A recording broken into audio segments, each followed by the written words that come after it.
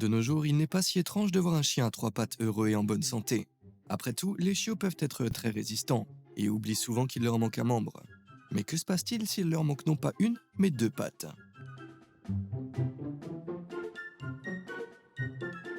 Je parie que vous n'auriez jamais pensé voir cela un jour.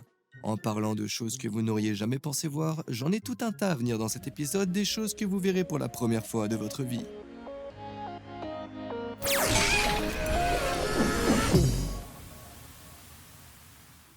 Si vous faites partie des 3,5 à 6,1% de la population mondiale qui souffre d'arachnophobie, vous pensez probablement que les araignées sont des bêtes terrifiantes et sans cœur.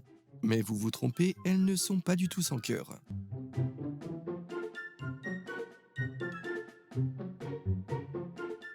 Au cas où vous n'auriez aucune idée de ce que vous êtes en train de regarder, il s'agit de l'araignée Spiny Orb Weaver du Costa Rica. Et cette étrange fissure pulsante que vous voyez sur son dos est en fait son cœur qui bat à travers son corps. Le corps de l'araignée se trouve dans une position plutôt vulnérable sur la face dorsale de l'abdomen, dans une cavité musculaire appelée sinus péricardique. Le cœur en forme de tube pompe de l'arrière vers l'avant, forçant le sang à passer par l'aorte bifurquée et à rejoindre les artères qui alimentent les pattes et le système nerveux central.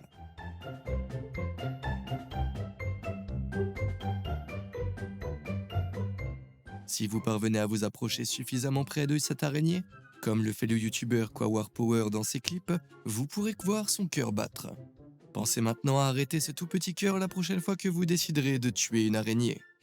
Lorsque les araignées du monde entier ont appris que les humains ne savaient pas qu'elles avaient un grand cœur qui battait, elles se sont mises à pleurer à l'unisson. Aujourd'hui, vous pouvez dédommager les araignées pour la façon dont nous les avons traitées en aimant cette vidéo, en cliquant sur le bouton s'abonner et en chatouillant cette petite icône en forme de cloche. Ainsi, vous recevrez tout mon contenu exceptionnel de votre boîte d'abonnement et vous ferez plaisir aux monstres à 8 pattes par la même occasion. Vous savez quoi faire. Voici une question pour vous. Comment piéger 42 porcs sauvages en une seule fois? Voici la réponse.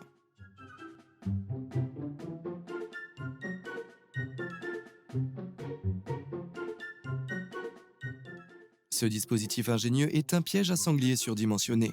Il consiste à attirer les sangliers en leur promettant de la nourriture, puis à faire tomber les barrières qui sont généralement déclenchées par une sorte de système de fil. Une fois que les animaux ont brouté à l'intérieur sans s'en rendre compte. Comme vous pouvez le voir dans ce clip chaotique, les sangliers ne réagissent pas très bien au bruit de l'ouverture des portes et se mettent immédiatement à courir comme des bambins sous l'emprise du sucre. Vous penserez peut-être que cette mesure est sévère, mais les cochons sauvages sont en fait une espèce envahissante destructrice qui peut détruire des biens et même blesser des personnes. En fait, ils causent environ 52 millions de dollars de dégâts chaque année rien qu'au Texas. Il n'est donc pas surprenant que les Texans fassent preuve d'inventivité dans leur lutte contre ce problème. Et Muddy Ruckus Hog Trapping, qui a été appelé pour éliminer ces porcs sauvages d'un ranch de 300 hectares, fait ici la démonstration de ses talents d'ingénieur créatif. Vous vous souvenez de l'adorable chien à deux pattes que je vous ai présenté au début de la vidéo? Permettez-moi de vous présenter officiellement. Il s'agit de Deus le Tout-Puissant, un charpé résistant de 2 ans qui a une véritable soif de vivre.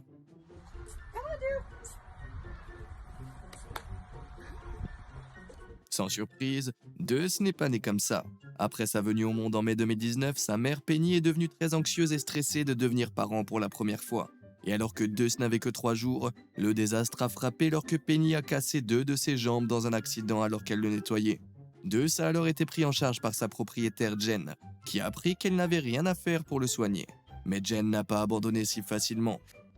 Elle a demandé l'avis de son vétérinaire habituel qui lui a posé une question simple. Que pensez-vous d'un chien à deux pattes?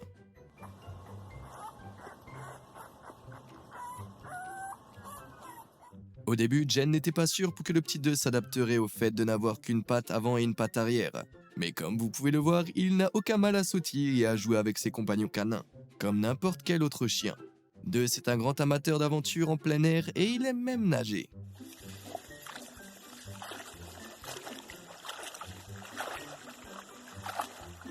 Un grand bravo à Jen pour avoir pris contact et partagé avec nous l'histoire incroyable de Deus. Il n'a peut-être que 2 pattes, mais ce petit chiot est une source d'inspiration toute puissante. L'un d'entre vous a-t-il quelque chose de bizarre, de merveilleux ou de carrément incroyable qu'il pense mériter de partager avec le monde? Contactez-nous à l'adresse clip@beamazed.com et vous obtiendrez une mention si la vidéo est publiée. Si nous aimons suffisamment votre clip, nous pourrions même vous l'acheter. Qu'attendez-vous? Si je vous donne un énorme morceau de bois et une tronçonneuse, que pourriez-vous en faire? Un tas de petits blocs de bois est probablement le résultat le plus courant.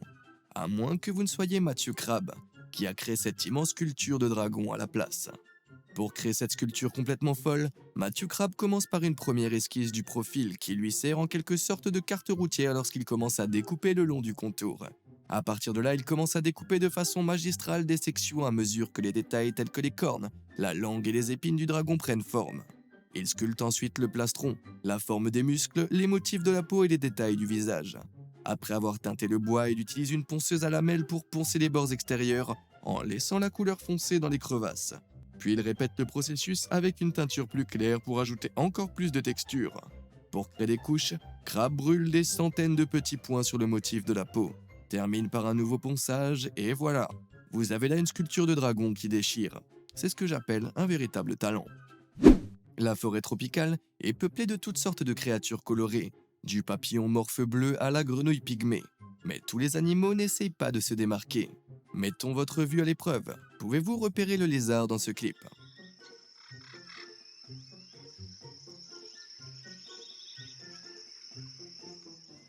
Les plus perspicaces d'entre vous l'ont probablement repéré de suite. Mais si vous avez besoin d'un peu plus d'aide, regardez ceci.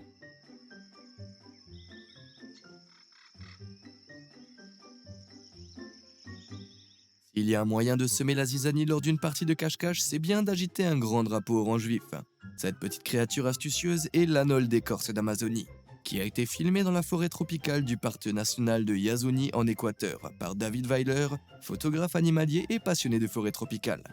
Ce petit lézard gracieux se fond parfaitement dans l'écorce de cet arbre, jusqu'à ce qu'il déploie le fanaux orange vif accroché à sa gorge.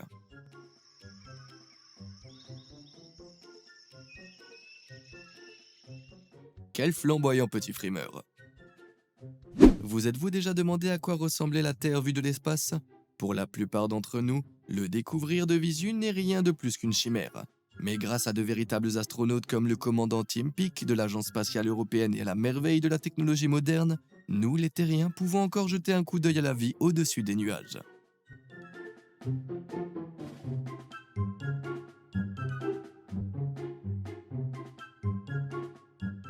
Ce timelapse a été filmé pendant que le commandant Peake volait de l'Afrique du Nord vers la Russie, en passant par la Turquie en 2016. Tous ces éclairs lumineux que vous voyez lorsque la Terre passe sont des coups de foudre dans différentes zones. Au cas où vous ne le sauriez pas, environ 100 éclairs frappent la surface de la Terre chaque seconde. Cela représente environ 8 millions d'éclairs par jour et 3 milliards par an. Cela vous fait réfléchir à deux fois avant de porter des parapluies en métal et de traîner autour d'arbres solitaires, n'est-ce pas?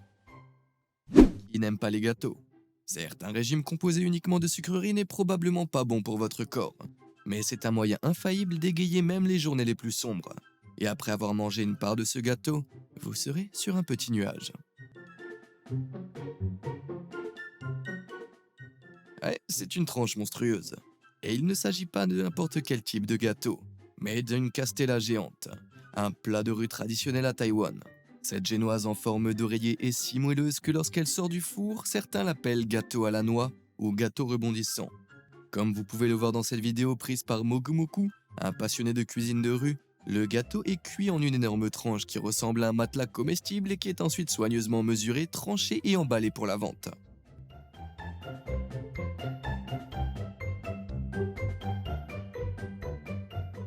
Quelle satisfaction de voir chaque tranche tendre comme du coton être marquée à la chaleur du nom du magasin.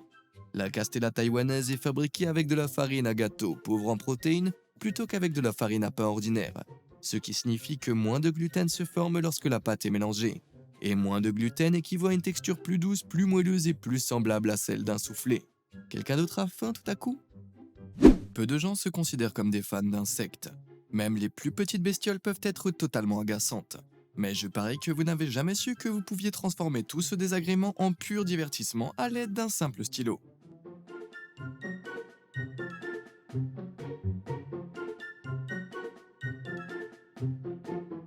Lorsqu'un homme a découvert un minuscule acarien rampant sur sa feuille de papier, il a été stupéfait de constater qu'il refusait de franchir la ligne qu'il avait tracée. Mais les choses se sont compliquées pour l'insecte lorsqu'il a décidé de tracer un cercle autour de lui, l'enfermant dans une prison d'encre. Finalement, l'acarien a repris ses esprits et s'est libéré. Mais qu'est-ce qui le retenait en premier lieu? Il existe plusieurs théories. La raison la plus probable des tentatives de fuite frénétique de l'acarien est due aux produits chimiques odorants libérés par l'encre du stylo. Lorsque l'insecte s'approche de la ligne fraîchement tracée, son instinct lui dit immédiatement de battre en retraite. En outre, imaginez une tête de stylo géante de la taille de votre corps tombant du ciel et recouvrant votre environnement d'une encre épaisse et collante. Vous ne voudriez pas franchir cette ligne non plus. Combien de temps pensez-vous pouvoir retenir votre souffle sous l'eau? La plupart des gens peuvent tenir environ 2 minutes au maximum. Mais qu'en est-il si nous jetons un rocher géant dans le mélange?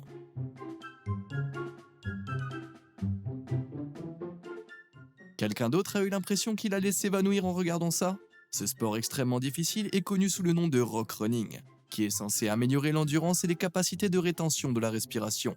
Comme vous pouvez le voir, il s'agit de ramasser un énorme rocher et de courir sur le fond de l'océan en retenant sa respiration. La femme badass de ce clip est l'instagrammeuse et photographe avide Adi Reimer, originaire de Hawaï, où la tradition aurait vu le jour. Le rock running est particulièrement populaire auprès des surfeurs car il relève d'un type d'endurance connu sous le nom de High Heart Rate Hold, qui consiste à retenir sa respiration sous l'eau alors que le corps est soumis à un stress et que le rythme cardiaque est élevé. Feriez-vous l'expérience de ce sport? Tout le monde sait que la plus grande créature au monde est la baleine bleue d'Antarctique, n'est-ce pas? Ces énormes animaux marins peuvent mesurer près de 35 mètres de long et peser jusqu'à 60 tonnes, soit l'équivalent de 33 éléphants adultes. Il est difficile de se rendre compte de cette taille jusqu'à ce que l'on voit quelque chose comme ça. Il s'agit du crâne d'une baleine bleue exposé au Smithsonian Museum of Natural History, avec de minuscules humains pour l'échelle bien sûr. À lui seul, le crâne mesure un énorme mètre 90. Si les baleines bleues peuvent devenir si grandes, c'est en partie parce que l'eau libère leur corps des contraintes de la gravité, ce qui leur permet de développer des corps lourds qu'elles ne pourraient pas supporter sur la terre ferme. Alors si je me dote de branchies et que je vis dans l'océan, est-ce que je vais devenir plus fort? Nous savons tous que les chats sont des créatures gracieuses, surtout lorsqu'on les compare aux chiens maladroits. Mais avez-vous déjà prêté une attention particulière à leur façon de marcher? Regardez ça.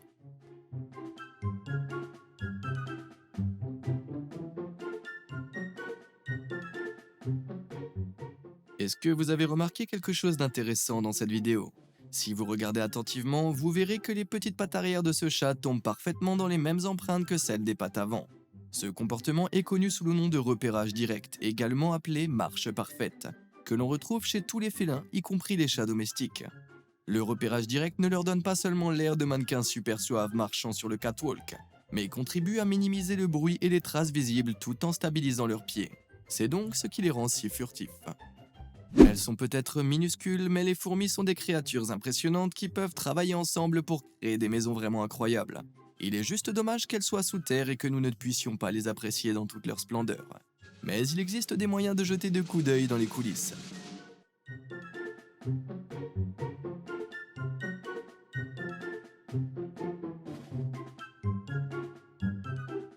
Cet incroyable timelapse créé par Green Timelapse sur YouTube prouve à quel point ces insectes chétifs sont déterminés lorsqu'ils ont un objectif en tête.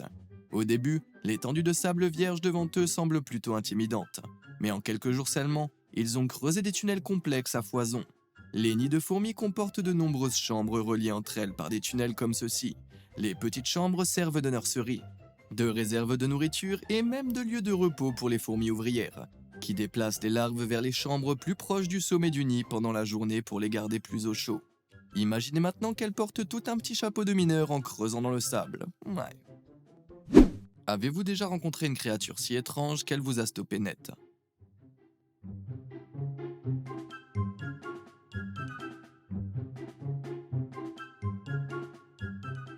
Attendez, pourquoi cette chenille a-t-elle l'air d'avoir un visage humain? C'est presque comme si ce gros insecte regardait directement dans mon âme. Avant que vous ne commenciez à paniquer, je devrais probablement vous dire que ces énormes yeux qui ne clignent pas et ces lèvres pincées ne sont en fait pas le visage de la chenille. Il s'agit plutôt de marques situées à l'arrière de sa tête. Vous l'avez probablement déjà deviné, mais il s'agit d'une tactique de défense plutôt intelligente utilisée pour dissuader les prédateurs naturels tels que les oiseaux de les manger. Un certain nombre d'espèces de chenilles ont développé ce talent particulier, notamment le papillon de nuit Elephant Hawk et le Spicebush Swallowtail. Mais les amateurs de chenilles peuvent-ils identifier ce petit être étrange? Si j'étais un oiseau affamé et que je voyais ce visage terrifiant me fixer, je pense que je m'envolerais aussi. Si je vous disais de penser à des choses que vous pourriez trouver dans le désert, qu'est-ce qui vous viendrait à l'esprit? Des dunes de sable, des cactus, une chaleur torride? Ce qui ne vous viendrait probablement jamais à l'esprit, ce sont des vastes agrolithes, constitués de ce qui ressemble à de l'herbe verte et luxuriante. Mais il existe bel et bien, et n'ont pas été laissés là par des extraterrestres. Ces immenses cercles verts apparaissent dans le désert du monde entier, de la vallée de Wadi Rum près de l'Arabie Saoudite au désert du Nevada, et peuvent même être vus depuis l'espace. Mais de quoi s'agit-il? Les cercles verts dans le désert indiquent en fait des étendues d'agriculture soutenues par une méthode intelligente connue sous le nom d'irrigation par pivot central. Ce système pompe l'eau sous pression dans un bras tubulaire à partir d'une source centrale. Le bras, appelé portique, est ancré par un pivot central, d'où son nom, et tourne lentement au-dessus de la zone à irriguer, produisant ainsi des motifs circulaires. Bien que la taille des champs varie, ces cercles ont généralement un diamètre d'environ 1 km. Vu d'en haut, les couleurs les plus foncées indiquent généralement les champs où l'on cultive du blé et de luzerne. En revanche, les couleurs plus claires peuvent indiquer des champs qui ont été récoltés récemment, des champs qui viennent d'être plantés ou des champs qui ont été retirés de la production. Les ufologues, faites-vous plaisir. Il n'y a rien de plus réconfortant que de regarder des vidéos de sauvetage d'animaux. En 2015, l'histoire d'une orque échouée près du village d'Hartley Bay, en Colombie-Britannique, a vraiment fait vibrer les cordes sensibles.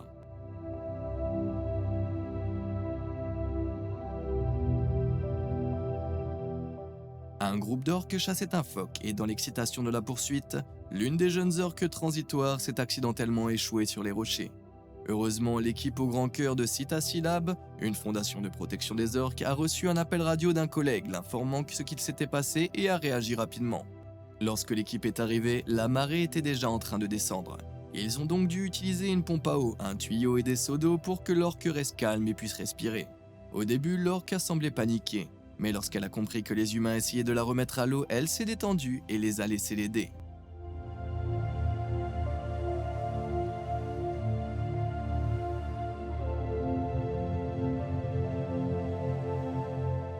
Ils ont réussi à la maintenir en vie pendant environ 8 heures, de 8 heures du matin à environ 16 heures, jusqu'à ce que la marée commence à remonter. La petite orque a commencé à crier en levant la queue pour vérifier le niveau de l'eau. Et une fois qu'elle a pu le faire en toute sécurité, elle s'est libérée et a nagé comme une balle pour rejoindre sa famille. Sans ces humains, elle n'y serait peut-être jamais parvenue.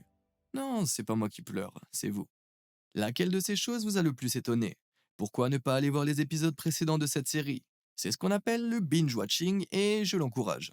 N'oubliez pas d'envoyer vos propres clips à clip au pluriel @beamazed.com et comme d'habitude, merci de nous avoir suivis.